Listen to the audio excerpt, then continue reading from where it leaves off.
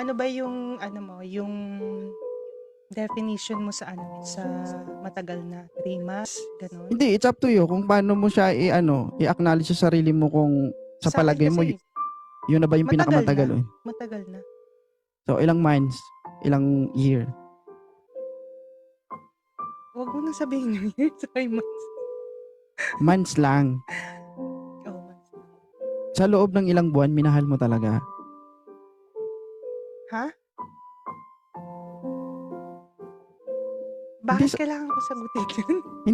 hindi naman, Ako ba, hindi, ano ba to? About my love life ba yan? pwede. 'Di ba? Hindi ka naman Or magsasabi ng it's pangalan about eh. your love life? Ha? I am the host.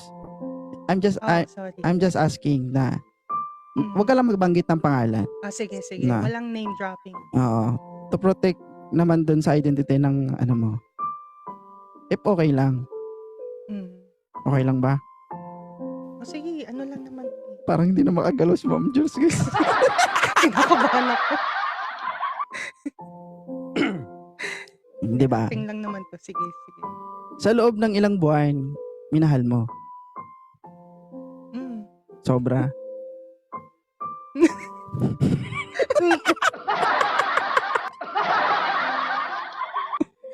Hoy, pa-share ng live guys. Siyempre. Mm. Sino ba? Pero sa pagmamahal na binigay mo sa kanya, no?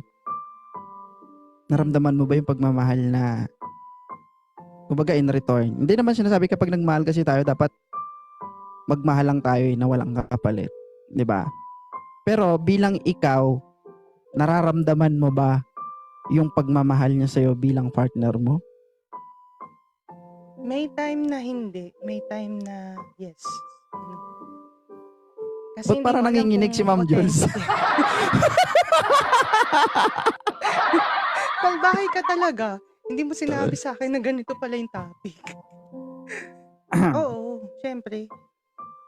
Hindi maganda kasi maglabas tayo ng sama ng loob eh. Kasi kapag sobra-sobra na yan, Mm. kapag naipon yan, 'di ba?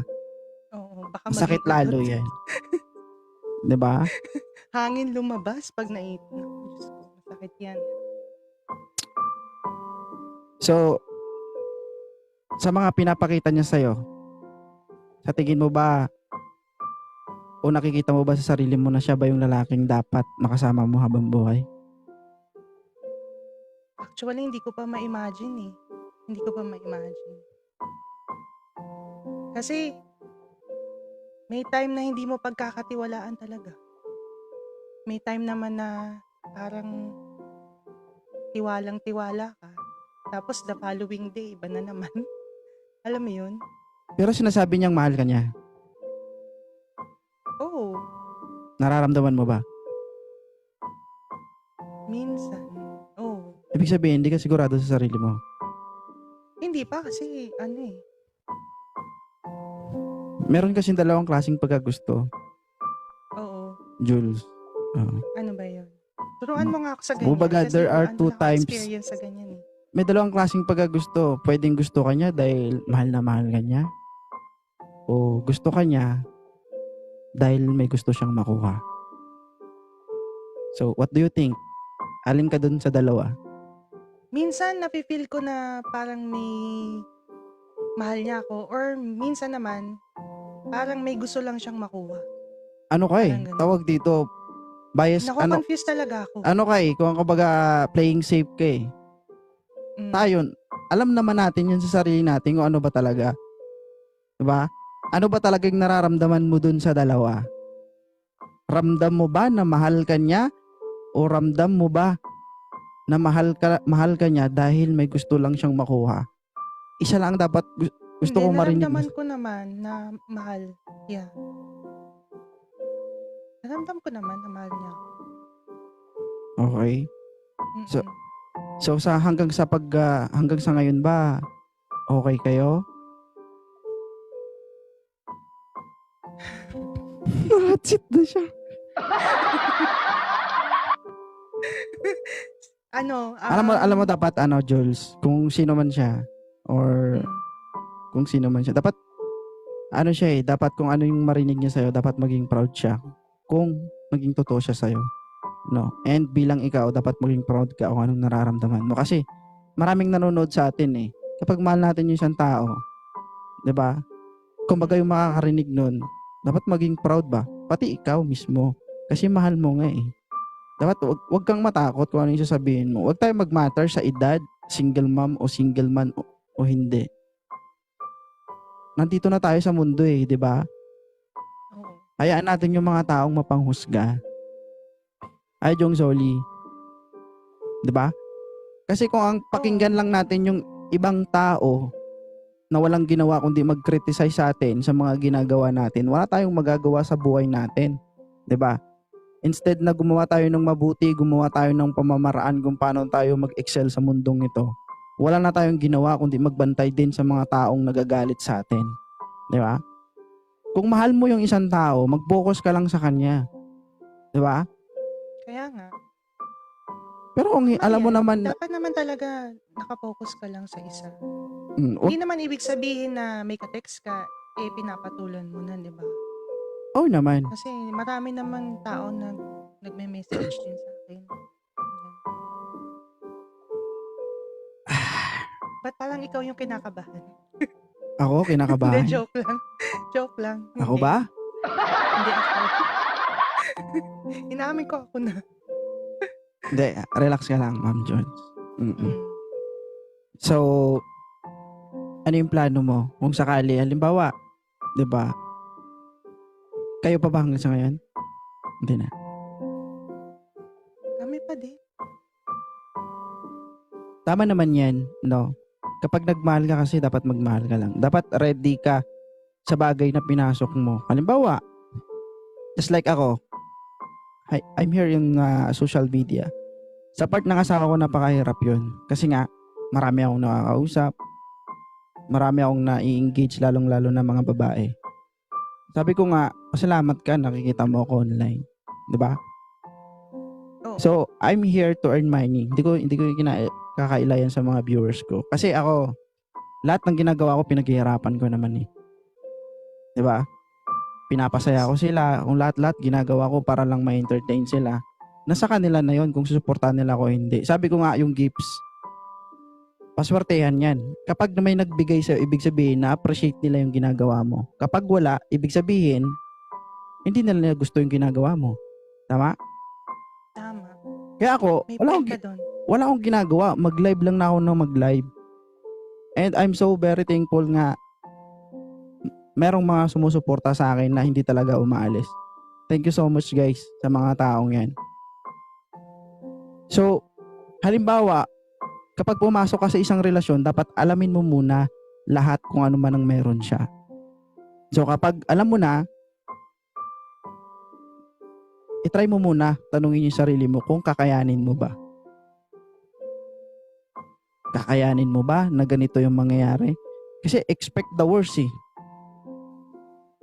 Tama? Kasi kapag nagmahal ka, dapat expect mong masaktan, magtiis, lalong-lalo na umintindi. Pero, Parang one way yun. Di ba dapat it comes both ways, sorry. Yan. Dapat it's two way eh. Dapat hindi lang ako. Dapat siya din. Di ba? pero depende kasi sa purpose. Depende yan sa purpose. Tulad ko, hindi lang naman, sabi ko nga, hindi lang naman ako nagla-live para wala lang eh. Makipagtsikahan lang. Ako, Oo. kumikita ako dito.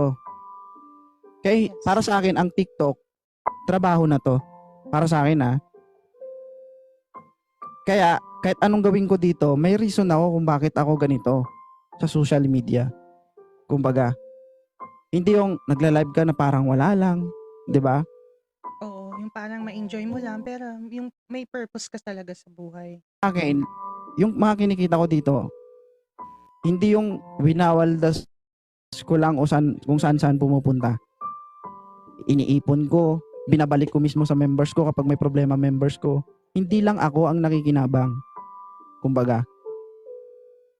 Kaya kapag ikaw, halimbawa, no, sa totoo lang kasi, yung role ng mga babae sa mundo, no, kapag halimbawa nakipag-asawa, nakipag-girlfriend sila, Role nila kasi yung magmahal, umintindi at umunawa lang sa boyfriend o asawa nila eh. Lalong lalo na yung pagtitiis. Pero depende. Depende kung karapat dapat bang pagtiisan yung karelasyon mo o kinakasama mo. Kung alam mo nang hindi na tama at sobra-sobra na at hindi ka naman nakikinabang at kung alam mo naman someday na parang wala talaga, mag-isip ka. Kasi tayo may sariling isip naman tayo eh. Tama? May Tama. sarili kang isip, may sarili akong isip. So, imposible yan na hindi tayo makapag-isip ng what if. Lagi ko naisip yan. Kasi advance ako mag-isip eh. Masyado akong deep mag-isip. Lalo na sa edad ko, yung ganitong edad. Walang problema, ma'am, sa edad Talagang- basta kaya mo pa.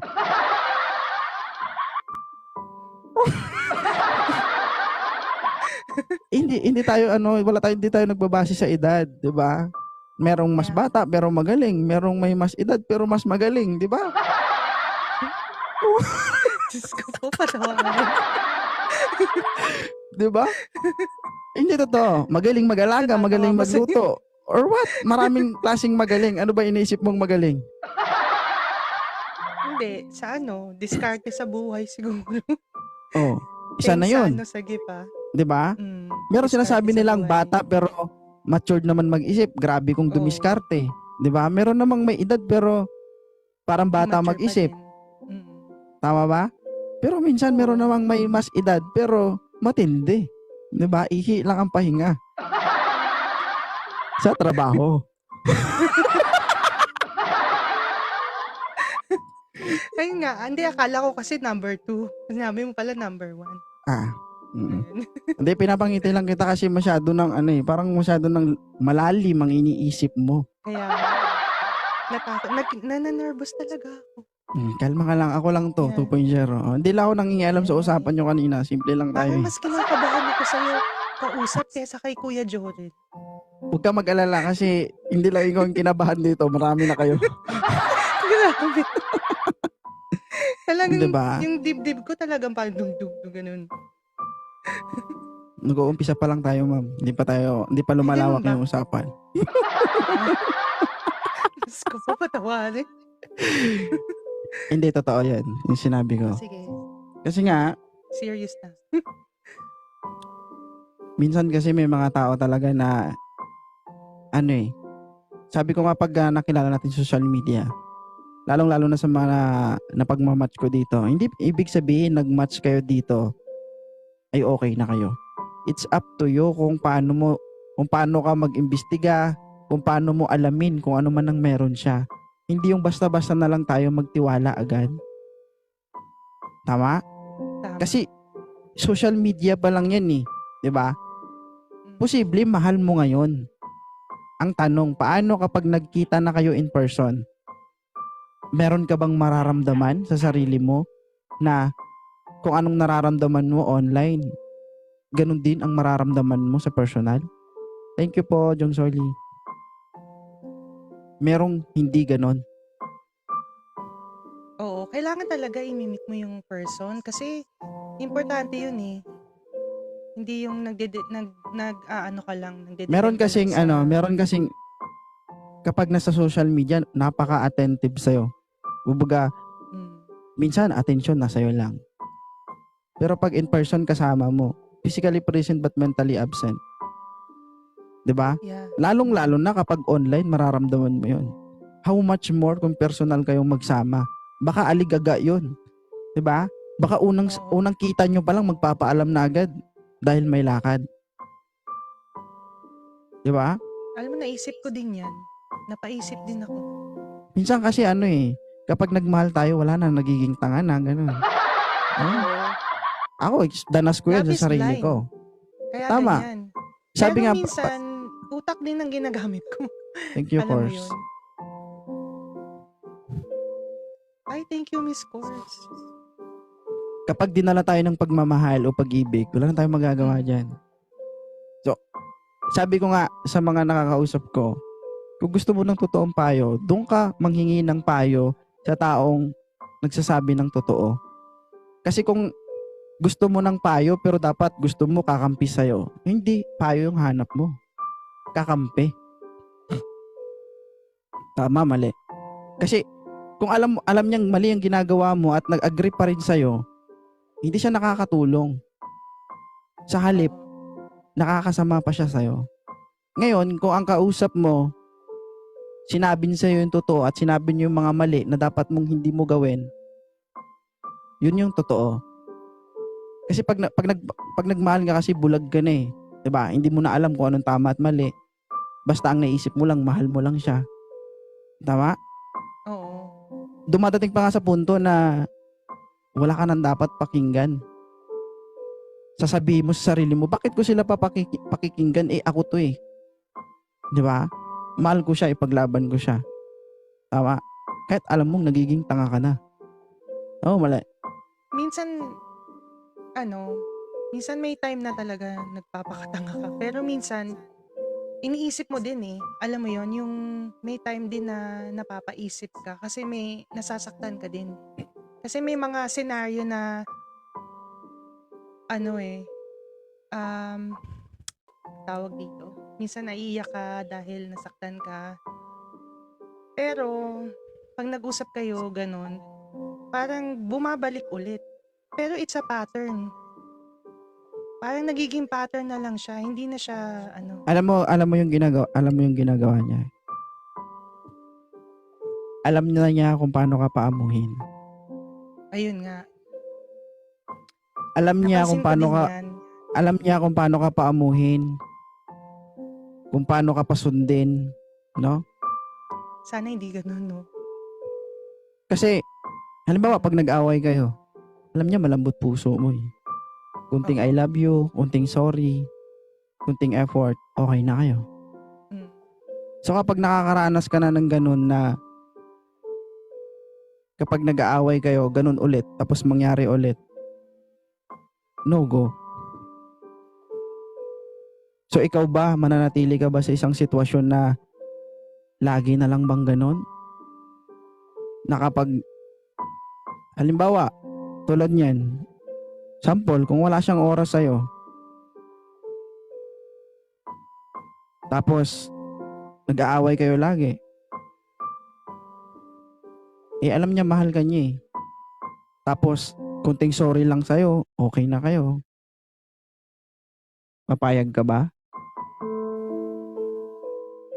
Ano, ang hirap kasi. Kasi minsan yung utak na o-overcome ng puso. Alam mo yun? Kaya minsan nagiging tanga yung tao eh. Minsan, talagang gusto mong patawarin kasi may natitira ka pang pagmamahal eh. Pero yung paulit-ulit na lang, nababawasan lang at nababawasan, parang baso, alam mo yun? Pag hindi, parang kandila na pag sinindihan mo, unti-unting Nauubos. natutunaw, nauubos. Kumbaga, bawat light is a strike. You know, pag they make mistakes. Tapos iilaw na naman. Tapos another mistake na naman. Hanggang sa bumaba na ng bumaba. Umabot na sa lamesa. Hanggang yung pasensya mo, ubus na ubus na. Yun na yung time na siguro na Pero kapag mahal mo, kailangan, habaan mo mm, pasensya mo, mahal mo eh.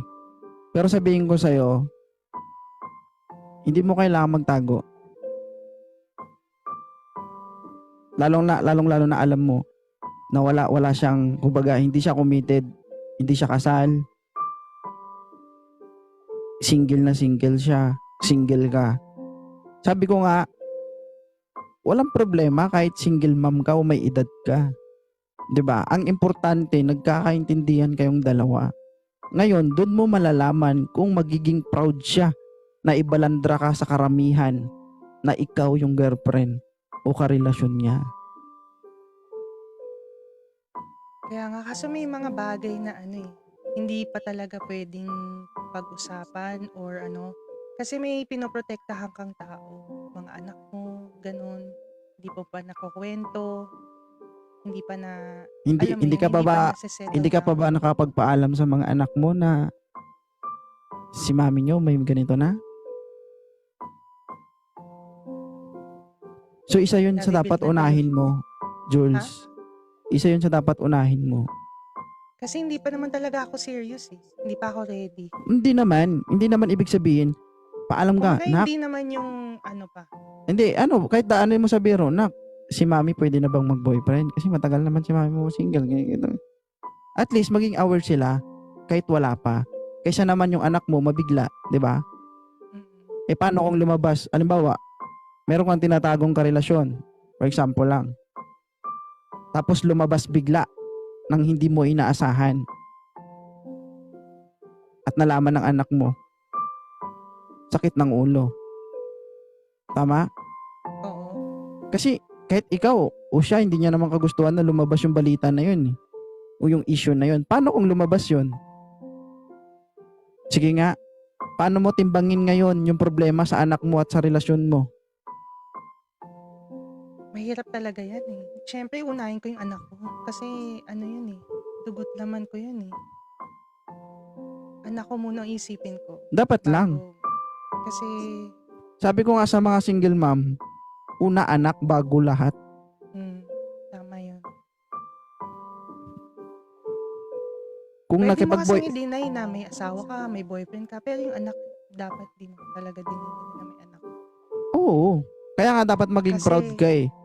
Kasi Dapat. pagdating ng araw, mamaya may nanonood, tas maalala nila, oh, bakit dinideny mo kami na Ito, Jules wala kang anak? Ganun.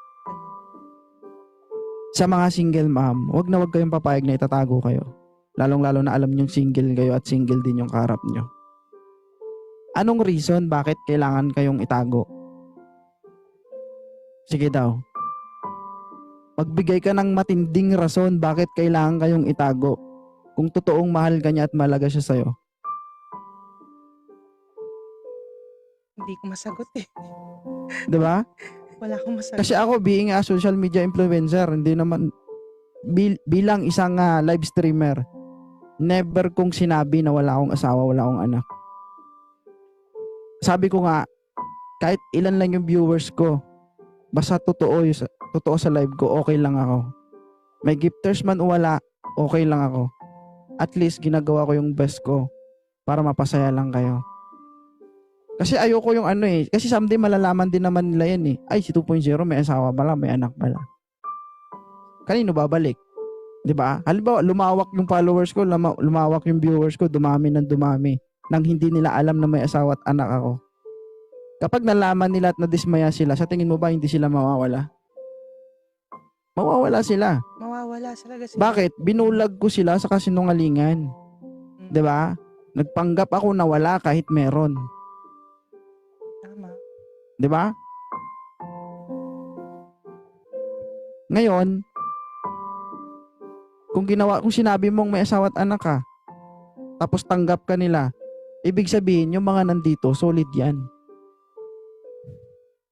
Ako kasi, hindi ako talaga sa mga followers, wala akong pakialam kung ano sabihin nila eh. Alam mo yun? Kahit mawalan ako ng followers, kaya nga di ba yung 10,000, less than 10,000 lang ako. Pero kung tutuusin, I've been in TikTok for like almost 5 years. Pero almost 7,000 pa lang yung, over 7,000 pa lang yung mga followers ko. Kasi wala akong pakialam sa mga sasabihin ng tao, kung i-follow nila ako or likes nila ako, or kung ano yung buhay ko. Kung anong malaman nila, wala nang halaga sa akin yun. Ang importante sa akin yung pamilya. Totoo yan. Ito tayo mga tao, hindi tayo nabubuhay ng walang pera. Totoo yan. Tama. Pero, mas importante, yung iniisip natin at nararamdaman. Hindi kaya bilhin ng pera ang pagmamahal. Tama. Kapag dinaan natin sa pera, yung mga bagay-bagay, asahan natin mawawala yan. Pero mararamdaman mo kung totoo talaga sa'yo ang partner mo o hindi. Ano ba yung tipo ni Jules sa isang lalaki? Yung standard ko sa lalaki, Yes. Hindi yung para sa lahat ng babae. Just Mas like, gusto ko yung yung lalaki na masungit. mhm. Masungit, hindi kailangan gwapo. Ang standard ko kasi hindi ako tumitingin sa status ng lalaki kung may trabaho or Um, basta yung mga qualities na hinahanap ko nasa kanya. Katulad ng um, mapagmahal sa magulang, importante yun. Kasi culture natin yun na pag marespeto sa magulang, ibig sabihin, magaling din rumespeto ng babae. Magaling magdala ng pamilya, kumbaga. Oo. Kasi kung yung magulang niya, nirerespeto niya, nanay niya, inalagaan niya, syempre, pag, pag yun tao na yun, pinakasalan mo, talagang mamahalin ka nun. Thank you, Kasi Mama Pi. magulang niya, inalagaan niya. Saka, importante din sa akin ng religion. Kailangan same ng religion. Kasi, pag parehas kayo ng religion, parehas kayo ng Totoo naman yan, pananampalataya. guys, na dapat hindi tayo magbase sa estado ng tao. Bakit? Yung Oo. pera kasi, kayang kitain yan. Di ba? Mm. Halimbawa, nagsama kayo. Ikaw, may kaya siya, wala. Yung pera, pwede niyong paghirapan ng sabayan eh. Di ba? Oo. Pero yung taong sasamahan ka hanggang dulo, hindi mo makikita yon. Yung totoong tao na nagmamahal sa'yo. Di ba? Kapag nagmahal ka, Jules, maghanap ka ng taong hindi ka maintindihan. Gets mo? Oo. Bakit? Hindi ako maintindihan. Yes, nagigets mo? Maghanap ka ng taong hindi ka maintindihan. Bakit? Bakit? Maghanap ka ng taong hindi maintindihan, no? To the point na umabot kayo sa sitwasyon na hindi na kayo magkaintindihan pero hindi ka pa rin iiwan. Yung tipong nag-aaway na Yung kayo, mga, kung ano-ano na yung parang parehas kayong vulnerable. parehas Pero kayo nagkakaintindihan manhid. pa rin kayo. Gusto nyo nang umayaw pero ayaw nyo kasi mahal na mahal nyo yung isa't isa. Kailangan nyo yung isa't isa. Yun yung dapat hanapin mo. Huwag ka maghanap ng taong basta lang na maintindihan ka. Kasi madaling sabihin na maintindihan ka eh. Oo, naintindihan kita. Ang tanong, may pasensya? Ang tanong, may pagmamahal Kasi ba? mahirap kasi kung basta Hindi, totoo yan. napapaisip din ako kasi ang ganda ng advice mo eh. Kasi, Minsan napapaisip din ako. ganito kasi yan. Halimbawa, madaling sabihin na naintindihan ka. Ang tanong ba, nasa isip ba niya?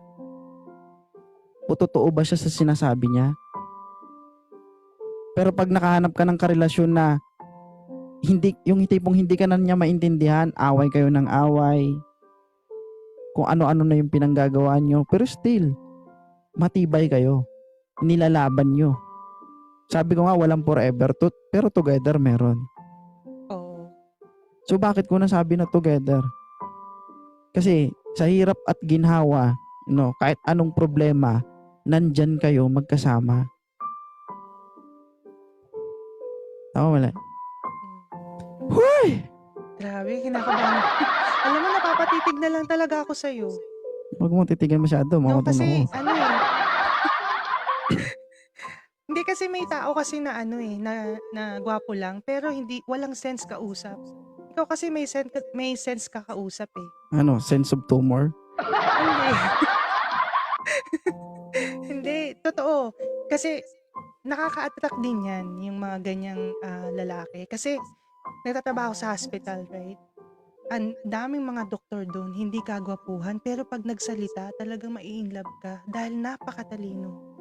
Ang galing nilang advice, ganyan. So bakit di ka Parang ikaw, nakahanap hindi doon? ka naman doktor, pero Dr. Love daw ako eh, Dr. Love. sa doctor lab, I mean, parang sa love life, ganyan. Kasi minsan, maganda rin yung, nalalaman mo yung point of view ng lalaki yung sa lalaki side. Katulad ng mga kapatid ko, may mga kapatid akong mga lalaki. Sila yung mga nag-a-advise sa akin sa mga ganyan. Kaya ano,